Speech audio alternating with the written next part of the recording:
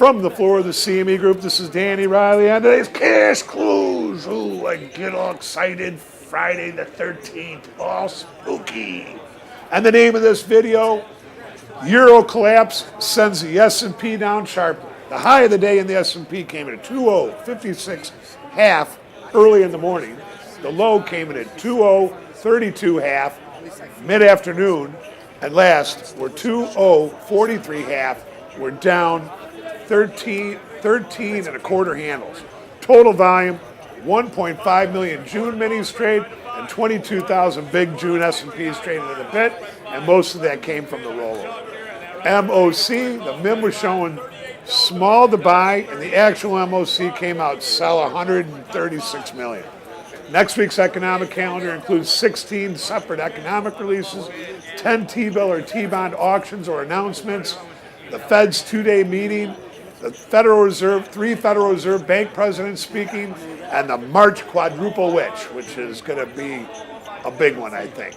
Now look, Europe's quantitative easing program has set off some major weakness in the euro and sent the dollar against the euro to the euro against the dollar to a 12-year low. Now, we've seen this act before, and I'll tell you what, it can get scary, and it did get a little scary today. Now, month to date, the euro is down 5% versus the dollar through Thursday, and it's off 24% since last March's high. That's a lot. Now, the S&P Energy Index fell over 3 and it was down over 4.5% at one point, while the S&Ps had sold off from 2056 all the way down to 2032.5. But then late in the day, when everybody started thinking that the S&P was going to crap out on the lows, what's the S&P do? It rallies all the way back up to 2048, a 16-handle rally.